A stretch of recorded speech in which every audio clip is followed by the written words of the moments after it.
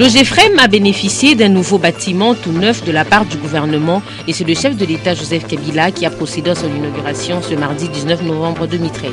Désormais, un journal en ligne pour les chercheurs congolais est disponible. Congo Science est une publication de Cédéciok et Akasti. Le lancement de cet outil de communication a eu lieu aujourd'hui. Ce journal vous est présenté par Mami Tambou.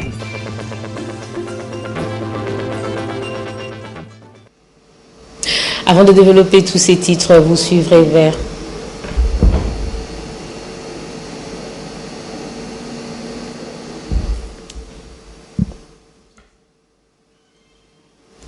Avant de développer tous ces titres, vous suivez vers la fin de ce journal une page magazine en rapport avec les irrégularités judiciaires dénoncées par M. Dia Onken hier à son domicile au cours d'une conférence de presse. Mesdames, Messieurs, merci d'avoir choisi votre fréquence. Je le dis en ouverture que l'Office de gestion et fret multimodal OGEFREM a désormais une adresse fixe et digne de son renom. Ce beau bâtiment a été inauguré aujourd'hui par le président de la République, Joseph Kabila, au grand bonheur de tout l'OGEFREM. Nadia Koulafouka, qui était sur place, nous en parle. L'Office de gestion multimodale de fret maritime OGEFREM et l'ensemble de son personnel vont garder longtemps dans leur mémoire la journée du mardi 19 novembre 2013. En effet, le président de la République Joseph Kabila, accompagné de membres du gouvernement, a fait les déplacements de l'avenue TCF Télégraphe sans fil à la Gombe pour couper les rubans symboliques marquant l'inauguration de l'immeuble de l'OGEFREM construit sur fonds propres. Invités attendront de se faire guider par le protocole pour la visite du nouveau bâtiment. Je vous remercie.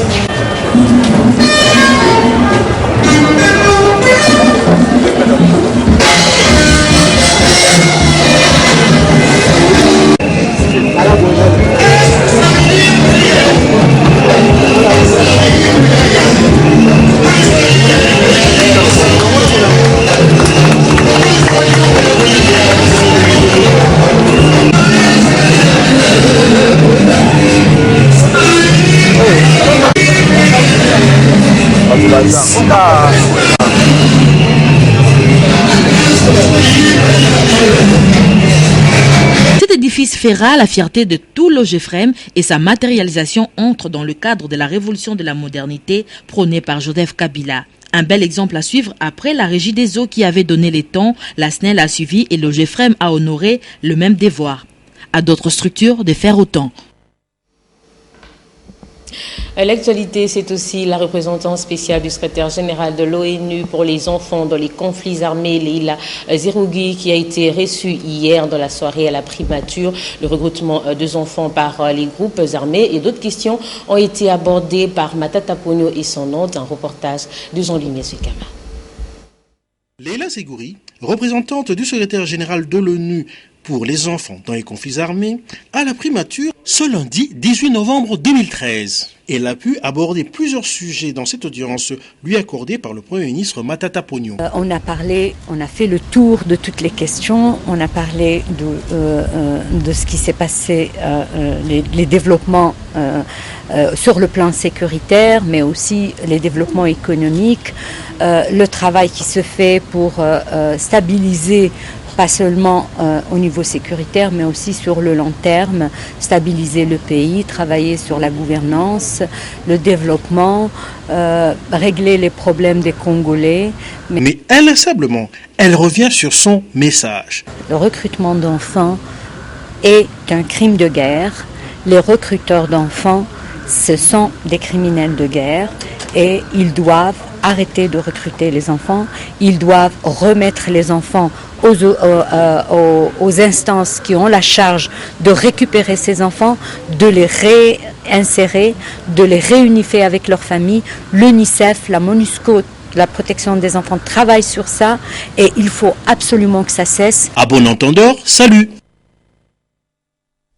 En justice, il y a un scandale au tribunal des grandes instances de Kinshasa-Gombe. C'est du moins ce qu'a affirmé l'honorable Dia Onken Charles hier à son domicile au cours d'une conférence de presse. Il a à l'occasion dénoncé les irrégularités dont il est l'objet de la part de la justice. Ceci en rapport avec le dossier de son fils Dia Mankondo Fidèle décédé lors d'un accident de circulation le 12 mai dernier. En attendant de vous proposer, après la revue de presse, la page magazine, José Moussangana et Hugues Moussongilai vous propose ce reportage. Au cœur de cette conférence de presse, la dénonciation du dysfonctionnement de l'appareil judiciaire par l'honorable Dia Onken Charles, qui jette un discrédit sur la légèreté, selon lui, avec laquelle les dossiers relatifs à la mort de son fils Mankondo Fidèle a été traité. Congolais de la diaspora, résidant à Bruxelles, venu investir dans le pays dans le secteur du transport, il a été simplement tué par M. Mansoni Patrick en le cognant avec sa voiture le 12 mai 2013 vers 5 heures du matin au niveau de Massangambila. Où se situe alors le vice des procédures judiciaires? Ce que je reproche au tribunal des grandes instances de Gombe, c'est la légèreté avec laquelle sa décision a été prise.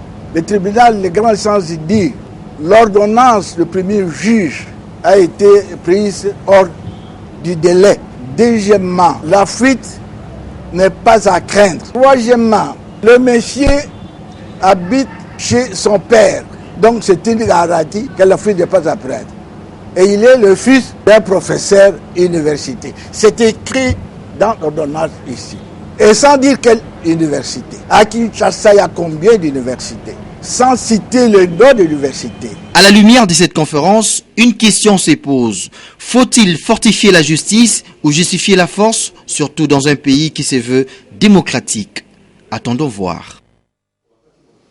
D'une dénonciation à une accusation, cette fois dans le domaine du transport, où Hubert Mpiana Kalunga, administrateur commercial de la Société Centrale Africaine Agencies CAAG, qui accuse le ministère de Transport d'opacité concernant l'appel d'offres 002 de la passation d'un marché des fournitures de 250 minibus à l'entreprise centrale Motors Esperel. C'était au cours d'une conférence de presse qu'il a animée à l'hôtel El Patio ce lundi 18 novembre de l'après-midi.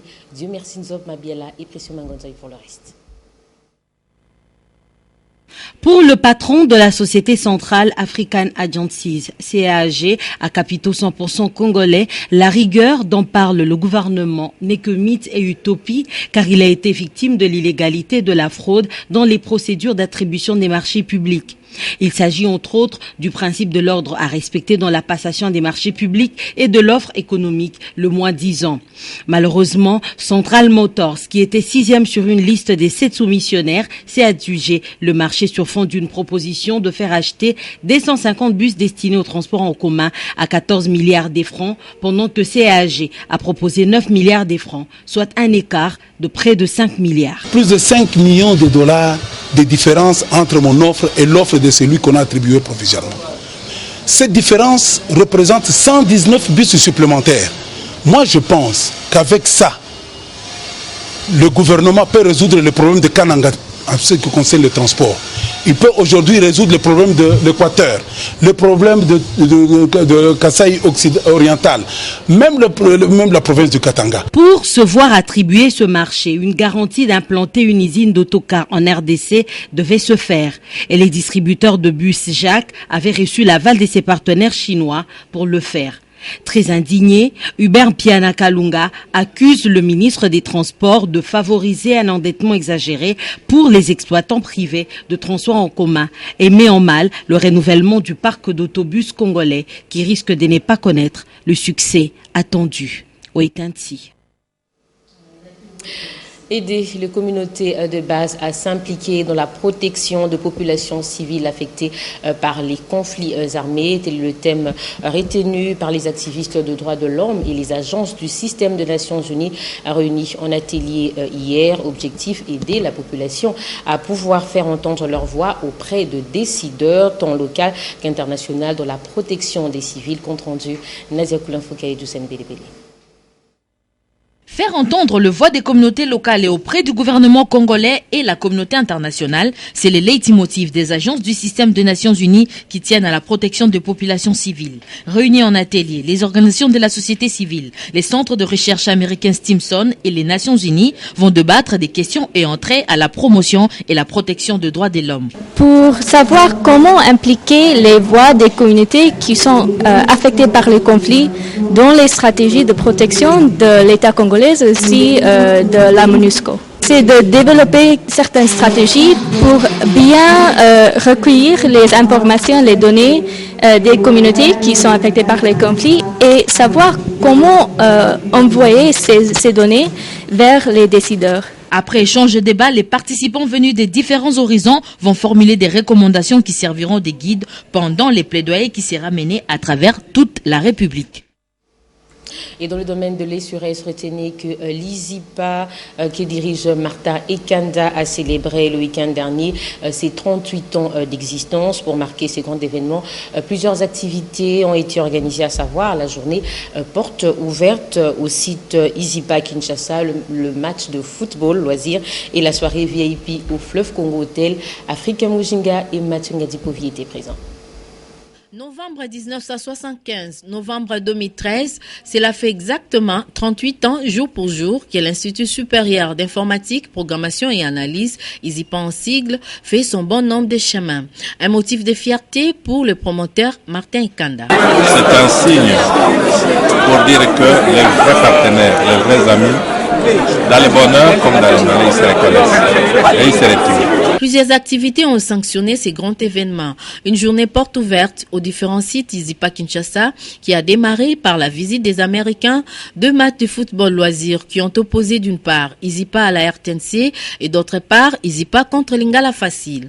Enfin, une soirée VIP au Fleuve Congo Hotel où plusieurs personnalités ont répondu à l'invitation leur lancée. Pour honorer l'hôte du jour, les couples Martin et Rufine et Kanda. Et dans le souci de rendre davantage compétitifs nos étudiants, en leur donnant une valeur ajoutée, surtout dans le domaine informatique, en perpétuel changement, nous formulons des objectifs ci-après. Primo, continuer nos démarches pour la formation de nos membres du personnel scientifique afin de doter ISIPA de ses propres professeurs. 2. Établir un partenariat entre ISIPA et certains centres et entreprises pour monter des académies de certification.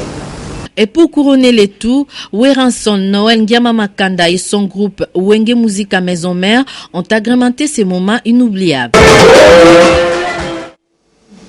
Et aussi des sûr qu'il y a eu lancement du premier numéro du journal en ligne Congo Science qui est intervenu ce mardi en présence du ministre de l'Essurès Bonaventure Chelo Lotima. Ce journal en ligne facilitera la collaboration de la recherche scientifique et technologique. Damien Maungu, Sylvie Fortuné-Vola.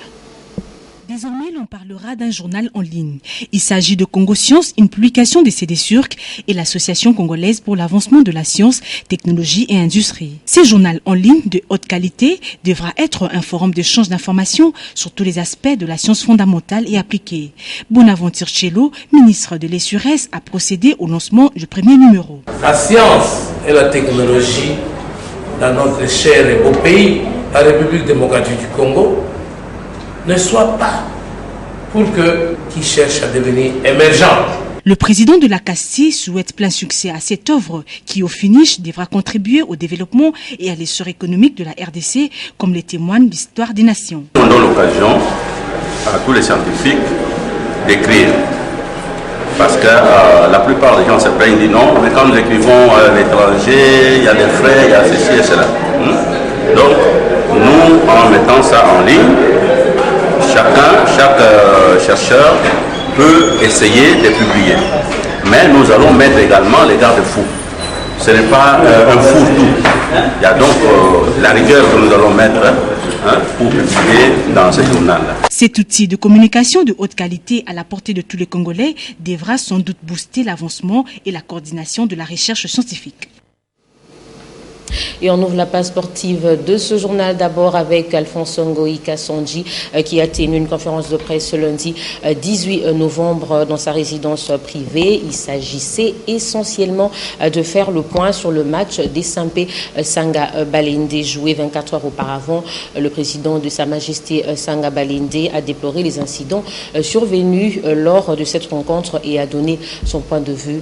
James Katamboa nous éclaire. Et quand on a coupé le courant, on a tabassé nos joueurs. Il y a les joueurs qui étaient tabassés par les fanatiques de DSMP. La rencontre des Sampé Sanga Balende de la 4e journée du championnat national de football était au centre de la conférence de presse du président des 100 et or de Mbujimaï. Ngoï Kasonji a été clair sur les événements qui ont émaillé les 10 matchs. L'équipe coupable doit être sanctionnée pour servir d'exemple aux autres. Mais ce qu'on a vécu mérite réellement des sanctions exemplaires. Je ne siège pas à la place de la commission, mais j'ose croire que la commission est tout à fait responsable pour pouvoir prendre des mesures conséquentes qui favorisent l'émergence du football, qui favorisent les meilleurs jeux et que les meilleurs puissent l'emporter. Quelques heures après la tenue de cette conférence de presse, dans la soirée de ce lundi 18 novembre 2013, la décision de la Linafoot est tombée. Le DSMP perd ce match par forfait. Football encore, où le stade Tata Raphaël a servi de cadre au match de football loisir qui a opposé l'équipe de la Légion nationale d'intervention à celle de la 11e Légion militaire le samedi 18 novembre. Le score de parité d'un but partout a sanctionné cette rencontre entre les hommes en uniforme, encore une fois, James Katamba. Raffermir les liens d'amitié et de fraternité entre les hommes en uniforme, tel est le grand objectif poursuivi par la Légion nationale d'intervention et la 11e région militaire en organisant ces matchs de football loisir au stade Tata Raphaël. Le général Ngoï Sengue Loa de la Léni et le général Antoine David Mouchimba de la 11e région militaire ont symboliquement donné les coups d'envoi de cette rencontre. Une bonne ambiance était au rendez-vous tant dans les gradins que sur l'art de jeu. La Légion nationale d'intervention ouvre le score après une demi-heure de jeu par les joueurs Kazadi sur un lob magistral. Et la 11e région militaire égalise en seconde mi-temps suite à une grosse erreur du portier de la Léni. C'est sur ce score de parité que les deux formations vont se séparer après les 90 minutes réglementaires. La sportivité a primé. Que ce soit les FARDC, que ce soit nous formons une seule communauté de hommes en uniforme. Et par rapport à ça, ayant les mêmes objectifs, nous avons pensé qu'il fallait qu'on joue et nous avons joué. Mais pour le moment, nous préparons des compétitions. Les premiers Jeux congolais qui seront organisés au mois de février de l'an prochain. Et le 5e jeu olympique au Brésil au mois d'avril de l'année prochaine. C'est dans ce cadre-là que nous avons commencé à préparer l'équipe. La manche retour est prévue pour ce samedi 23 novembre 2013 au stade Tata Raphaël.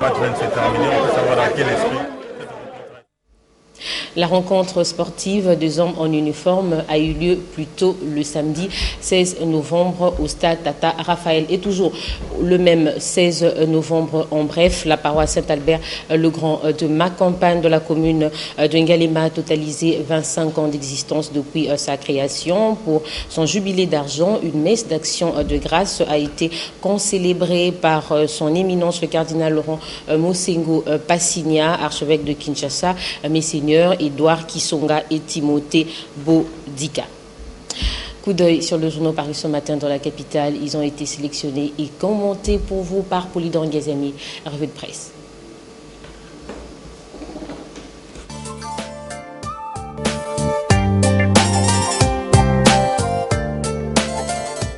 La victoire des FARDC sur le M23 demeure l'un des sujets qui continue de défrayer la chronique.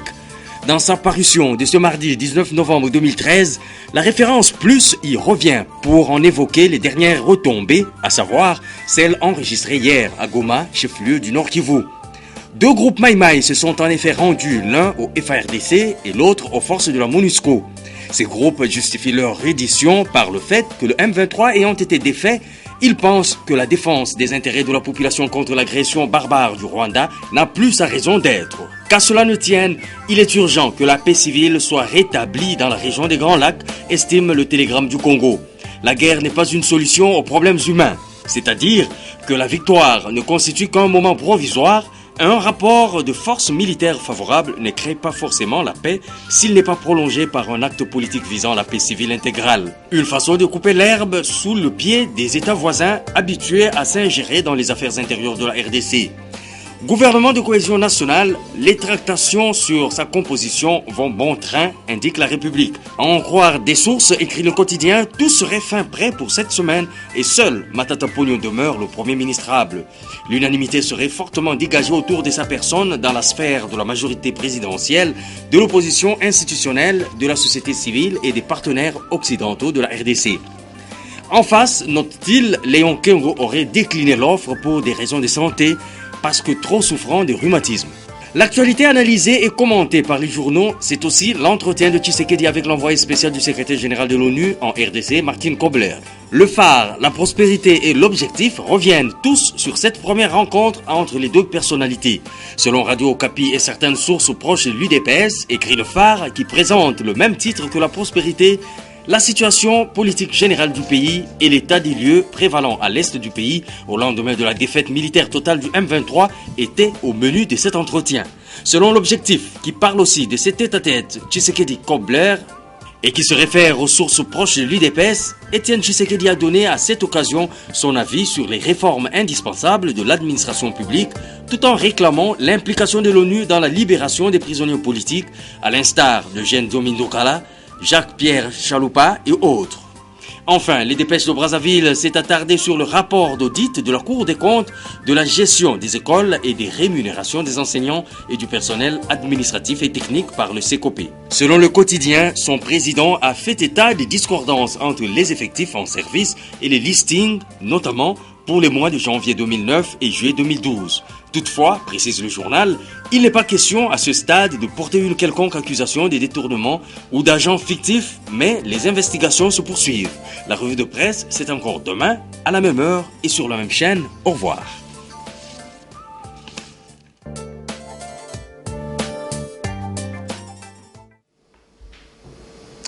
José Moussangana vous propose en page magazine ce qu'a été la dénonciation de la procédure judiciaire par l'honorable Charles Dia Onken. Au cœur de cette conférence de presse, la dénonciation du dysfonctionnement de l'appareil judiciaire par l'honorable Dia Onken Charles, qui jette un discrédit sur la légèreté, selon lui, avec laquelle les dossiers relatifs à la mort de son fils Mankondo Fidèle a été traité. Congolais de la diaspora, résidant à Bruxelles, venu investir dans le pays dans le secteur du transport, il a été simplement tué par M. Mansoni Patrick en le cognant avec sa voiture le 12 mai 2013 vers 5 heures du matin au niveau de Massangambila. Où se situe alors le vice des procédures judiciaires? Le juge de Tripen-Galiema, à l'audience du 30 octobre 2013, a déclaré que le tribunal n'était pas saisi. Il est tout à fait normal, si le tribunal n'est pas saisi, le tribunal emballe les dossiers, partent, y compris les deux parties en procès. Mais nous sommes partis, nous le parti civil, après nous, le président de la Chambre a ouvert une chambre de conseil pour juger, pour parler des libérations provisoires sollicitées par le prévenu. Mais lorsque nous étions là, le tribunal n'était pas saisi. Donc vous voyez la première irrégularité. Deuxième irrégularité, le juge rentre dans son bureau en Galiema, prend une décision confirmant le prévenu en détention à Mankala. Et il prend ça le 4 novembre. Le 4 novembre, le prévenu est à Mankala. Le prévenu, sans que le juge notifie au prévenu que la décision est tombée. Donc on doit notifier au prévenu que la décision a été prise, le maintien ou la liberté. Mais on n'a pas informé le prévenu. Mais le prévenu, le jour même, est au courant, parce que moi je n'ai pas vu ça dans le dossier, le jour même il est au courant et il fait procuration, il donne procuration à son avocat, tout en état à présent. Et son avocat, toujours le 4 novembre, le jour même, son avocat interjette appel.